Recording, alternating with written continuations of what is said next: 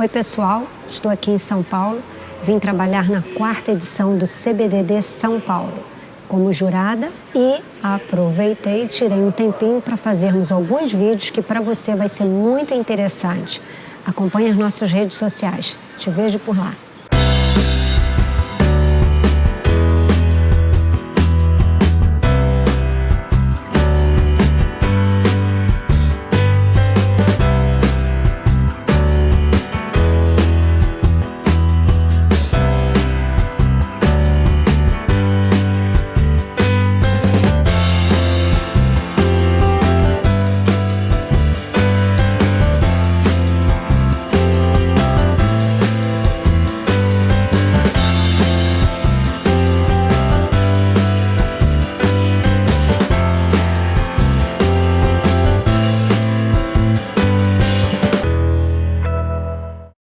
Olá pessoal, estou super feliz de estar aqui novamente com vocês e hoje eu tenho uma surpresa maravilhosa. Eu acho que vocês vão se encantar com a sabedoria, com o entendimento deste profissional que nos é muito querido, Carla Bublitz.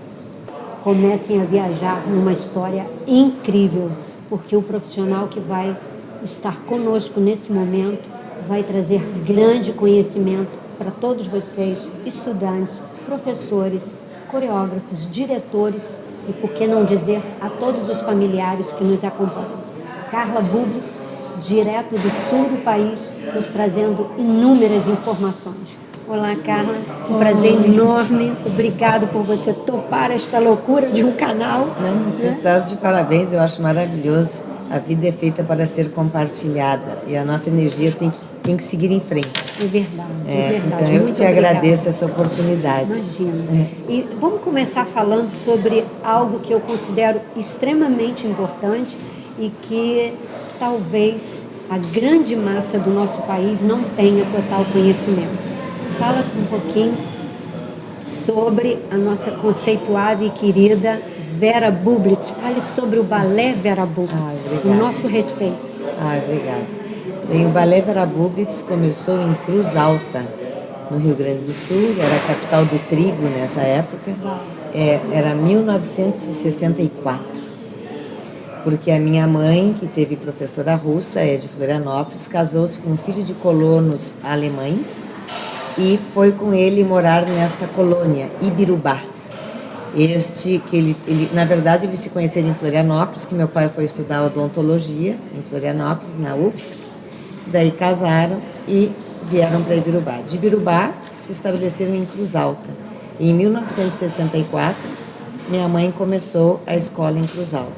Em Cruz Alta ela teve atividade pioneira, porque ela deixou escola em Ijuí, em Panambi, em Ibirubá. Até hoje ela fundou essas escolas e continua.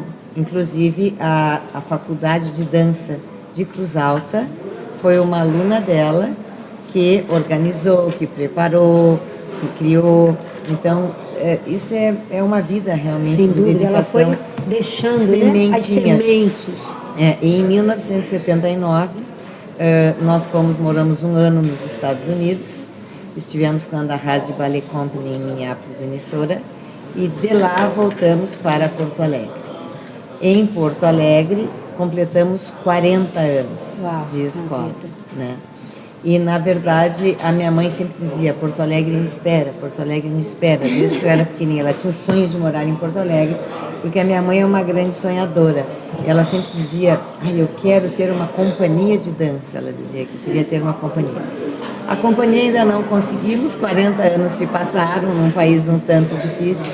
Nós construímos uma linda história de educação, que é carente no nosso país, né? Porque, na verdade, como que nós vemos o balé, nós vemos como uma ferramenta de educação para o jovem, para o ser humano, na verdade.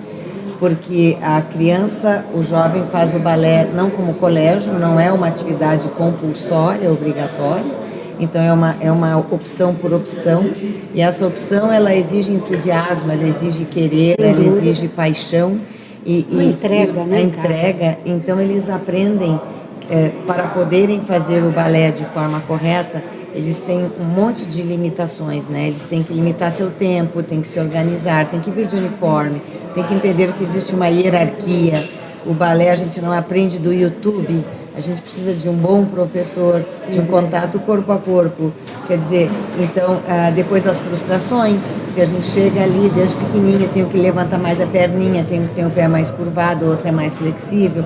Então, o balé os depara com as primeiras grandes dificuldades, né? As diferenças, né?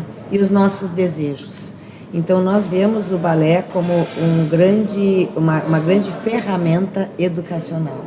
E para que exatamente os nossos alunos vão usar este balé? Para a vida. Eu sempre digo, uma vez bailarino, para sempre bailarino. É uma formação de vida. Formação, né? De vida. A dança faz isso. A dança faz isso, né? Ela molda as pessoas. Então, a gente vive em função da nossa escola. E a minha mãe, ela é super ativa, né? Está com 75 anos, eu com 55. E seguimos em frente, sempre pensando em educar, em promovermos oportunidades, em criarmos espaços. Então, a gente, assim vamos indo. Então, eu acho que eu posso dizer que o balé Vera Bublis é um grande baobá, que é uma árvore gigantesca, que dá muitos frutos, né? E que ali ela é a árvore mãe que recebe inúmeras cidades, inúmeros filhos e vai fazendo sua criação. Olha, professora Vera, mãe baobá. E depois com essa história de festivais, de bolsas internacionais, como quando tu vieste, foste uma das primeiras, aliás, com Miami e tal. Hoje tem muita gente que manda os filhos do interior para Porto Alegre. Eu tenho meninas do interior do estado do Rio Grande do Sul, como Ijuí, Passo Fundo, algumas cidades, famílias que mandam meninas com 13, 14 anos, transferem elas para Porto Alegre. Tenho menina também de Chapecó, de Santa Catarina, que vão para Porto Alegre para estarem no Ballet Vera Bublis, para se prepararem para novas oportunidades. Esse era o ponto que eu ia entrar agora. Como é que você vê a juventude de hoje em dia para a dança? Se você vê uma certa disposição, né? Se ela está realmente preparada, como é que eles procuram o Ballet Vera Bublis, enfim, quais os anseios? O que hoje eu sinto, nós sentimos, minha mãe e eu, bem claro que quando a pessoa procura a nossa escola, ela tem os seus motivos e a gente fica feliz por isso. A gente não quer que nenhum aluno caia na nossa escola de paraquedas. A gente prefere que ele venha buscar o Ballet Vera Bublis devido a essa história, essa trajetória. Então, isso nos dá uma satisfação, é um presente para a gente quando a pessoa diz, eu trouxe aqui porque eu quero que meu filho estude aqui balé. Porque não é para ser bailarino, né, Alice? É para tudo que a gente for fazer na vida, a gente carregar com a gente o princípio de fazer corretamente, fazer honestamente. De um cidadão, né? Exatamente, né? Então não pode ser um balézinho, primeiro porque o balé, para além de tudo, ele vai trabalhar o teu corpo. Então é muito sério, né, tudo isso. Então não pode ser um balézinho, não pode ser uma coisinha. Ninguém quer ser um profissionalzinho, porque as pessoas... Isso não prepara ninguém para a vida. E as crianças são esponjas. Então é muito importante que a gente pense que dar qualidade na educação é desde que eles caminham, que eles vão ter contato, a gente já tem que procurar com quem a gente quer que eles troquem o seu tempo livre. Né? Com quem que a gente quer, claro que a gente vai proteger até onde a gente pode, mas é muito importante que a gente possa fazer essa, eu digo como coar ou como filtrar, né? É importante filtrar e é importante estar atento para ver que tipo de alimento nós estamos deixando chegar até os nossos filhos. E aí, Carla, entramos num outro tópico importante, que é o que você está deixando a entender para todos nós, né? E todo o nosso público. A importância do magistério deste segmento. Como você vê esse segmento, Carla? Como você pode colocar uma palavra para esses professores, para esses grandes responsáveis da formação? Em primeiro lugar, tu falaste tudo, Alice. Os grandes responsáveis. Eu penso que a vida, ela é feita realmente, a realidade da vida é de um degrau depois do outro. E às vezes a gente tem que descer o degrau que subiu para recuperar coisas importantes que ao longo da subida a gente vai se dando conta. Acho que faltou alguma coisa, né? Então a gente precisa retornar e talvez o que eu acho as pessoas precisam muito refletir é que quem entra no magistério não entra numa profissão qualquer. Entra na mais delicada, importante, porque entra na formação do ser humano. Entra numa missão. Numa missão. É quase uma vocação. Exatamente isso que eu queria te dizer, né? Então, o que eu vejo? Eu vejo uma juventude sedenta de ir para frente. Eu vejo uma juventude que foi muito protegida, porque nós estamos num país que parece que o país nos abandonou em termos de estrutura, né?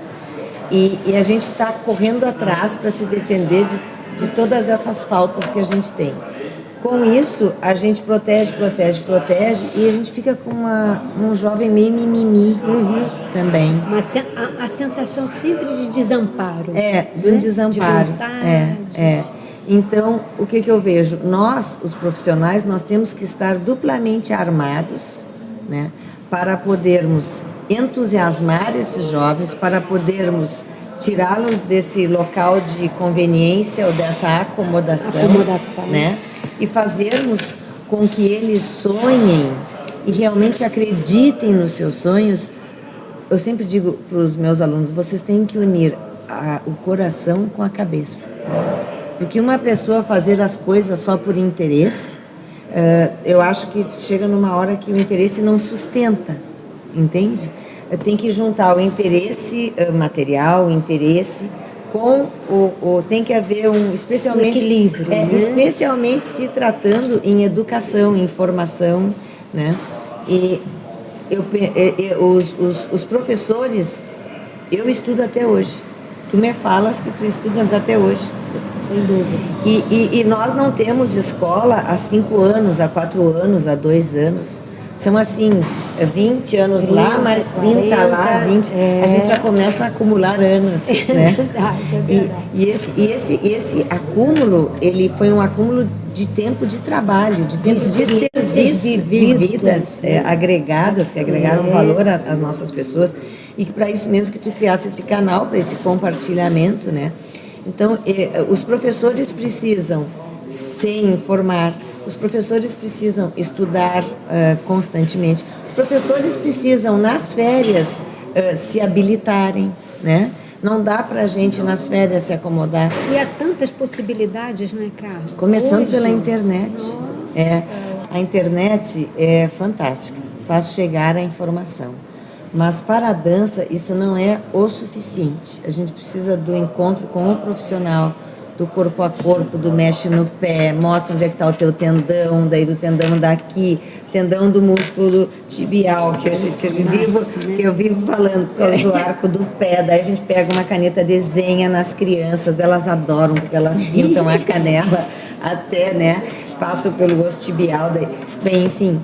Então, na verdade, a gente precisa desse encontro com as pessoas, de conversar, de compartilhar, de passar as experiências, porque mesmo o nosso aluno, eu vejo no Ballet Verabubitz, a gente sempre está trazendo professores, né, todos esses anos de fora e tal. E é incrível como o professor chega, fala a mesma coisa, de outra maneira.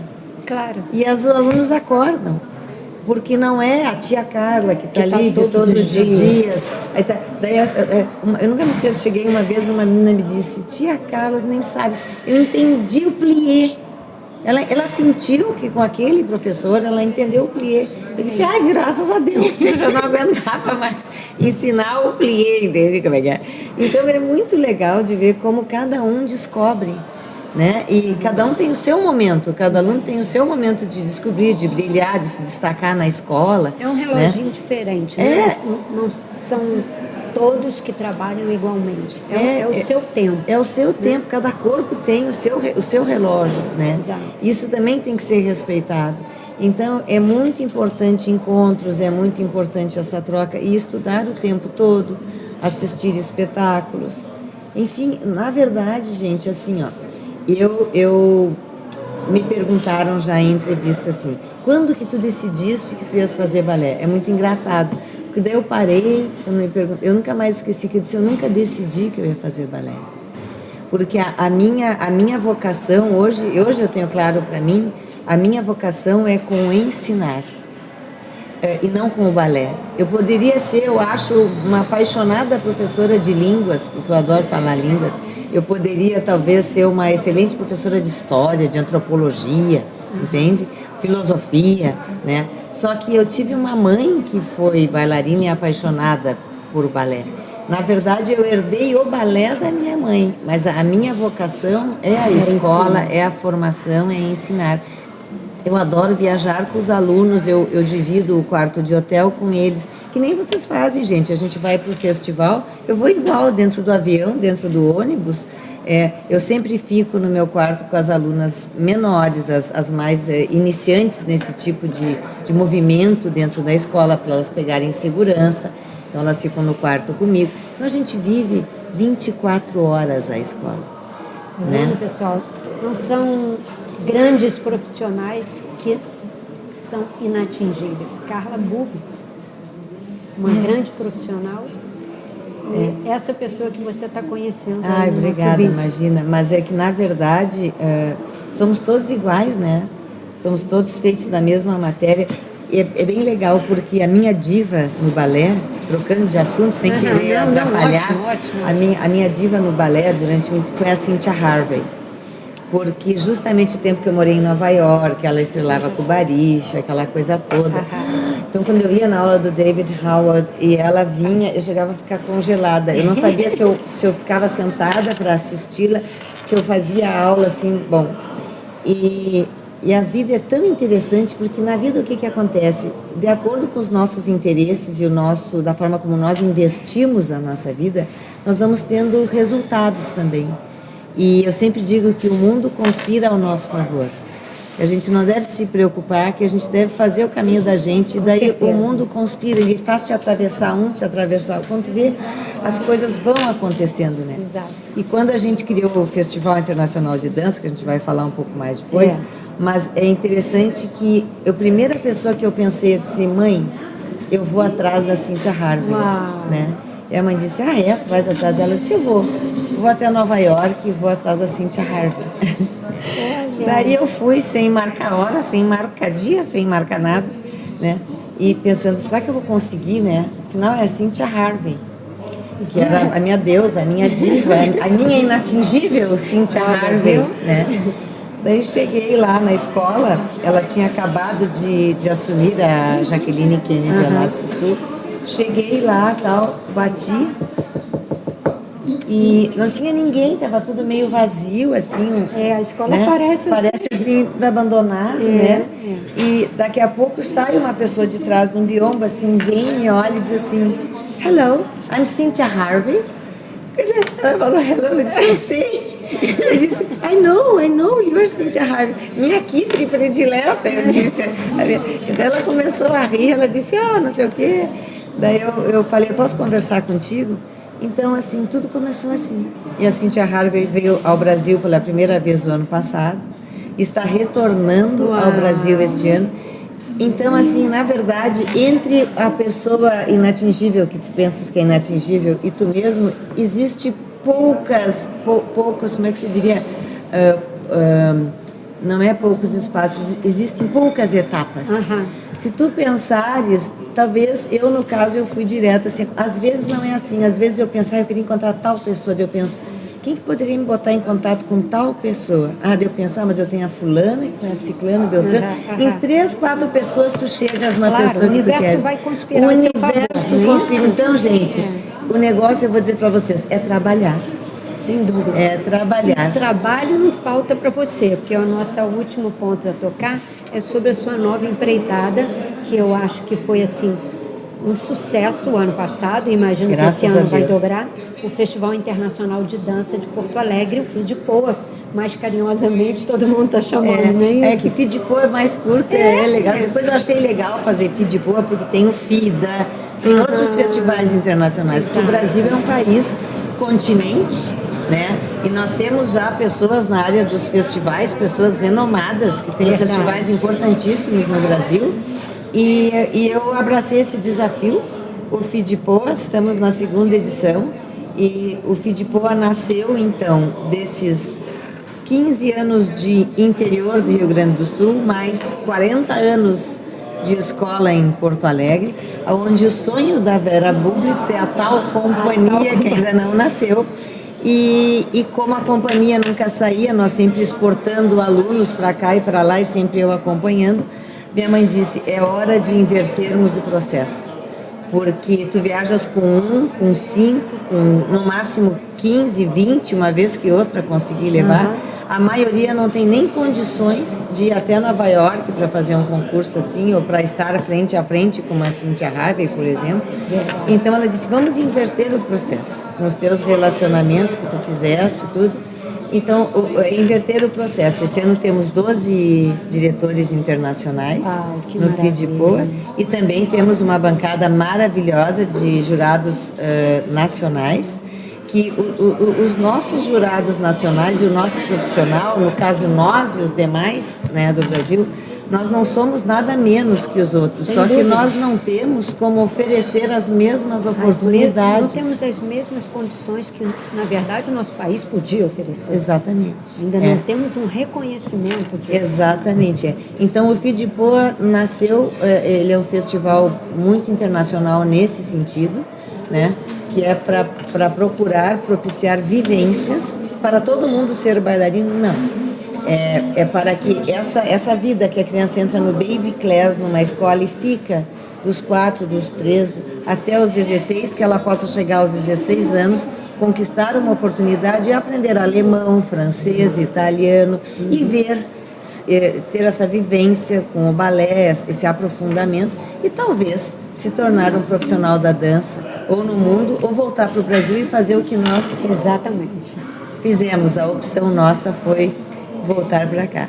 E o FIDPOA vai acontecer esse ano? Isso, no Teatro São Pedro, em Porto Alegre, de 7 a 15 de junho. Então, pessoal, não perca, professores principalmente, não percam a oportunidade de ir até Porto Alegre, assistir às aulas, levar seus estudantes. Eu imagino que as inscrições já estejam encerradas. Sim, as inscrições encerradas. Mas as pessoas podem ir para assistir. Podem, você o vai evento. estar aprendendo, né? Assistir é importante, conviver durante todos esses dias com grandes profissionais da dança, vê-los passar, respirar o mesmo ar. No momento que Porto Alegre vai estar respirando a dança, nós não podemos perder essa oportunidade. Carla, muito, muito obrigado por esse momento. Imagina, eu que te agradeço. Te agradeço muito. Que Deus abençoe muito. a sua escola, todas as suas empreitadas, seu corpo docentes, estudantes, e que nós possamos nos ver em breve. Se Deus quiser, assim será. Obrigada. Obrigada a vocês e até a próxima. Tchau, tchau. Ok. Ai, tu achou que foi bom? Achei que eu falei muito bobagem. Obrigada. Ai, imagina, eu que te agradeço. Muito obrigada. Ai, não sei, achei que eu falei, né? Ai, é difícil falar assim, você não estava preparando. Né? Foi ótimo. A Carla super solta. Nós somos umas estrelas. Nós somos estrelas. O povo lá de fora não reconhece.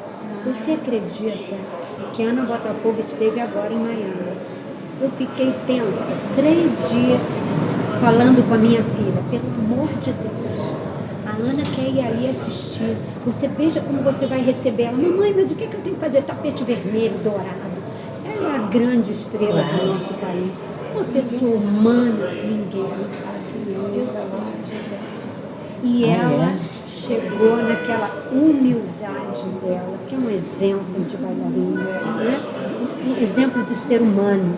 A Natália levou ela em todos os estudos, ela assistiu o ensaio, e ela aquele jeito. E quando os bailarinos, a companhia 15% é brasileira, quando eles viram ela entrando com a Natália pela porta, meu Deus, é a Ana Botafogo e os outros bailarinos. Sem entender nada. Ai, que fim da picada. Imagina isso. Mas ela levou, visitou todo o prédio. Mas é a nossa consequência Da E aí nossa você realidade. vê. Só porque a gente só aplaude o que é de fora. Exatamente.